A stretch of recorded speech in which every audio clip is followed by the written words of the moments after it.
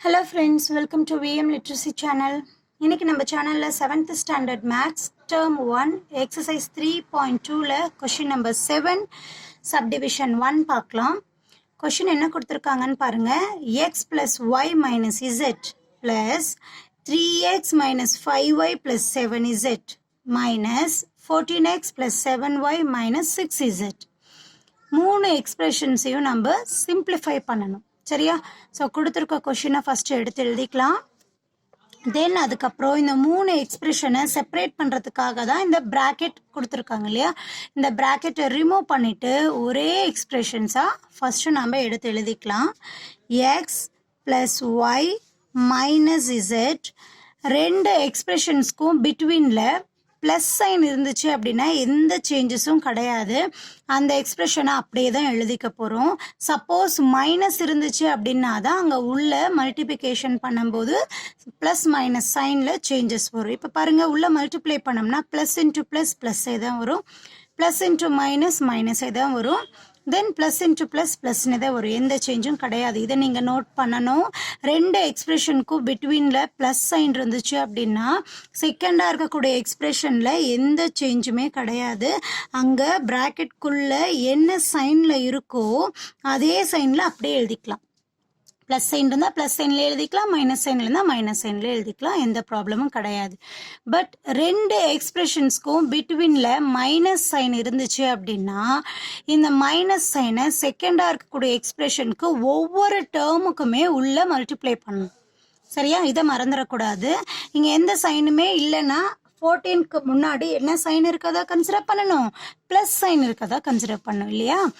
Minus into plus minus 14x minus into plus minus 7y minus into minus plus 6z. ஓகேவா? Minus இருந்தால் மட்டும்தான் இந்த changes, plus இருந்தால் எந்த சேஞ்சுமே கிடையாது. இதை நம்ம கரெக்டாக எழுதிட்டோம் அப்படின்னா ஆன்சர் நம்ம கரெக்டான ரூட்டில் போயிட்டுருக்கோம் அப்படின்னு அர்த்தம். இப்போ ஒரே எக்ஸ்பிரஷன்ஸாக எடுத்து எழுதிட்டோம். இதை சிம்பிளிஃபை பண்ணுறதுக்கு நமக்கு லைக் டேர்ம்ஸ் எல்லாம் செப்பரேட்டாக எடுக்கணும் இல்லையா? ஸோ லைக் டேர்ம்ஸ் எல்லாம் என்னென்ன? இங்கே எக்ஸ் டேர்ம் ஒன்று இருக்குது, ஒய் டேர்ம் ஒன்று இருக்குது, இசட் டேர்ம் ஒன்று இருக்குது இல்லையா? அந்த மூணு வேரியபிளுக்கு உண்டான டேர்ம்ஸ் எல்லாமே நம்ம தனித்தனியாக செப்பரேட் பண்ணிட்டோம்னா நமக்கு சிம்பிளிஃபை பண்ணுறது ஈஸியாக இருக்கும். ஃபஸ்ட்டு எக்ஸ் வேரியபிள்ஸை மட்டும் எடுத்துக்கலாமா? X plus 3x minus 14x, x 3x minus 14x அவ்வளோதான். ப்ளஸ் ஒய் வேரியபிள்ஸ் எடுத்துக்கலாமா? y minus 5y minus 7y, y minus 5y minus 7y plus minus z plus 7z plus 6z. ஓகேவா? minus z plus 7z plus 6z. So இப்போ நம்ம கன்வீனியன்ட்டுக்காக like variables எல்லாம் rearrange பண்ணியிருக்கோம். இந்த rearrange பண்ணும்போது ஏதாவது ஒரு டேர்மை மிஸ் பண்ணுறதுக்கும் சான்சஸ் இருக்குது. ஏன்னா நிறைய லென்த்தியான ஒரு எக்ஸ்பிரஷனாக இருக்குது இல்லையா? ஸோ அதனால் வேரியபிள்ஸை கரெக்டாக எழுதியிருக்கோமா, டேர்ம்ஸோட கவுண்டிங் கரெக்டாக இருக்கா அப்படின்னு சொல்லிட்டு இந்த ரீஅரேஞ்ச் ப்ராசஸ் அப்போ ஒரு தடவை செக் பண்ணணும். 1 2 3 4 5 6 7 8 9 டேர்ம்ஸ் இருக்குது. இங்கே ஒவ்வொரு பேட்ச்லேயும் 3 டேர்ம்ஸ் இருக்குது. ஸோ 3 × 3 9 கரெக்டாக தான் நம்ம அரேஞ்ச் பண்ணியிருக்கோம். இப்போ இதை சால்வ் பண்ணலாம். ஒவ்வொரு வேரியபிளையும் இங்கே ஒரு டேர்ம் மட்டும்தான் மைனஸில் இருக்குது, இந்த ரெண்டு டேர்மும் ப்ளஸில் இருக்கு இல்லையா? ஸோ இங்கே நம்பர்ஸை மட்டும் நம்ம ஆட் பண்ணணும், அதாவது நியூமரிக்கல் கோஎஃபிஷியன்ட்டை மட்டும் ஆட் பண்ணணும். ஸோ 1 + 3 மைனஸ் 14 காமனாக இருக்கக்கூடிய வேல்யூ என்ன? இங்கே எக்ஸ் ப்ளஸ் 1 மைனஸ் 5 மைனஸ் 7 காமனாக இருக்கக்கூடிய வேல்யூ ஒய் ப்ளஸ் இங்கே இசட் இருக்குது. முன்னாடி எந்த வேல்யூமே இல்லைன்னா 1 இருக்கதா கன்சிடர் பண்ணணும். பட் இதுக்கு முன்னாடி என்ன சைன் இருக்குது பாருங்கள், மைனஸ் 1ன்னு இருக்குது. இதை நம்ம மிஸ் பண்ணிடக்கூடாது. ஸோ -1 + 7 + 6 காமனான வேல்யூ இசட். ஸோ இப்போ இதை ரெண்டையும் சால்வ் பண்ணலாமா? 1 + 3 4.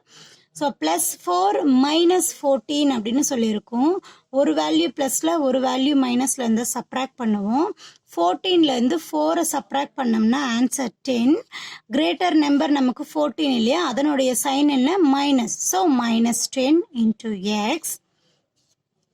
நெக்ஸ்ட் ஒன் என்ன இருக்குது, ப்ளஸ்.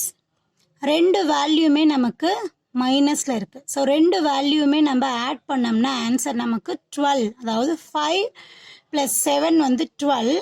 அதுலேருந்து 1 சப்ராக்ட் பண்ணுறோம். 12லேருந்து 1 சப்ராக்ட் பண்ண ஆன்சர் என்ன கிடைக்கும், 11 அப்படின்னு சொல்லி கிடைக்கும். கிரேட்டர் நம்பருடைய சைன் மைனஸ். ரெண்டையும் ஆட் பண்ணும்போது 12ன்னு கிடைக்கும் இல்லையா, 12 தானே கிரேட்டர் நம்பர். ஸோ அதனுடைய sign minus. So minus 11 y plus. இங்கே 6 + 7 13. ஒரு வேல்யூ மைனஸில் இருக்குது. ஸோ 13ல் இருந்து நம்ம 1 சப்ராக்ட் பண்ணும்போது ஆன்சர் வந்து நமக்கு 12. கிரேட்டர் நம்பருடைய சைன் வந்து ப்ளஸ் இல்லையா, இங்கே ஸ்மாலர் நம்பர் தான் மைனஸில் இருக்குது. ஸோ ஆன்சரும் நமக்கு ப்ளஸில் தான் கிடைக்கும், 12z அப்படின்னு வரும். தென் இந்த ப்ராக்கெட்டை நம்ம ரிமூவ் பண்ணணும். Answer minus 10x plus into minus minus 11y plus 12z. இதுக்கப்புறம் இதை நம்மளால் சால்வ் பண்ண முடியாது. ஸோ 7th ஒன்னுக்கு ஃபஸ்ட்டு சப்டிவிஷனுக்கான answer minus 10x minus 11y plus 12z. ஓகேவா, இந்த எக்ஸ்ப்ளனேஷன் புரிஞ்சிருக்கும் அப்படின்னு நினைக்கிறேன். மறக்காமல் வீடியோக்கு லைக் பண்ணுங்கள், கமெண்ட் பண்ணுங்கள்.